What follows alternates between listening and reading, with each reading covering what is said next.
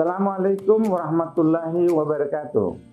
Saya Direktur Jenderal Badan Peradilan Agama Mahkamah Agung Republik Indonesia.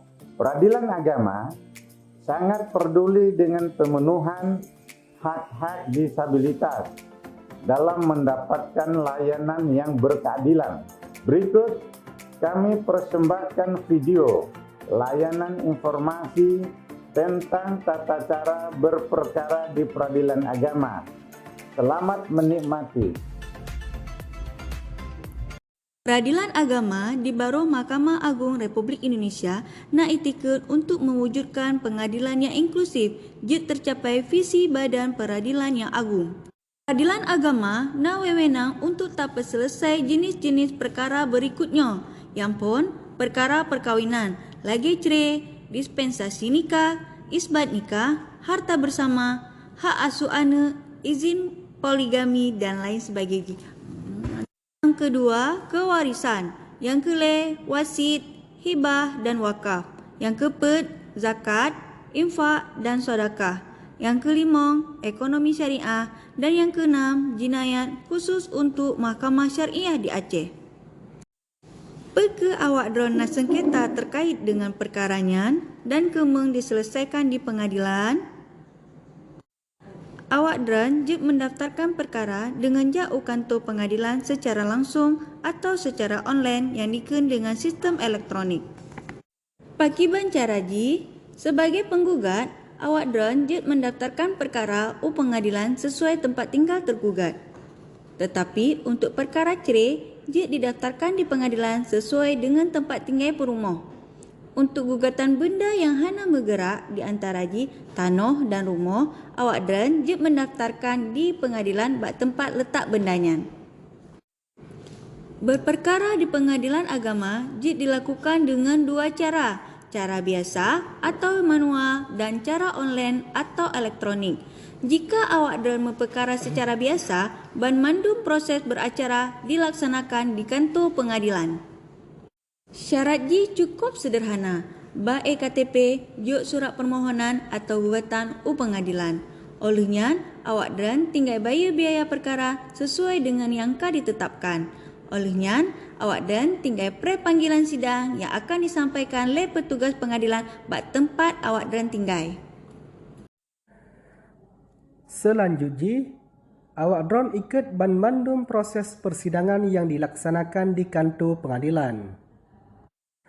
Awak drone jeksit perkara secara online atau elektronik yang dilakukan secara pribadi atau diwakili oleh kuasa hukum.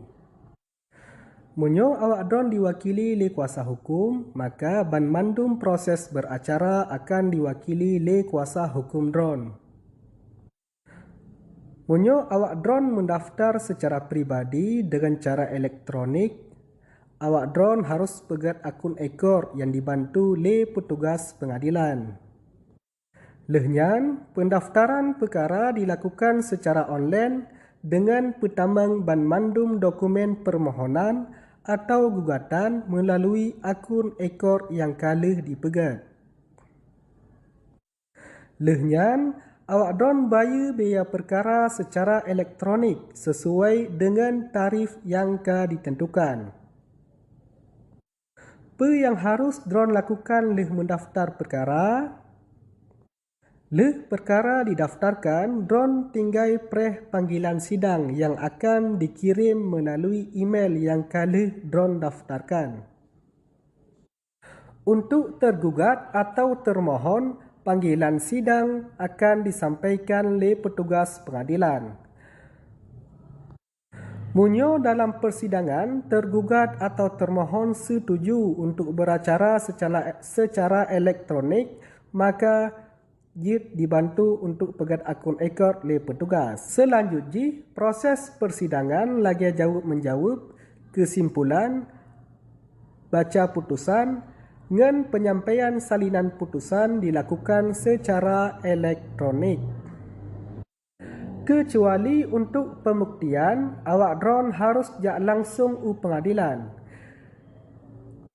Munyo tergugat atau termohon hanjut jak beracara secara elektronik, maka mandum persidangan selanjutnya dilaksanakan secara biasa di kantor pengadilan. Untuk informasi lebih lengkap dapat diperoleh melalui website pengadilan, call center di nomor 021 290 79 212, PTSP online di ptsp.badilat.net atau meja informasi di pengadilan yang Anda datangi. Salam inklusi, yes.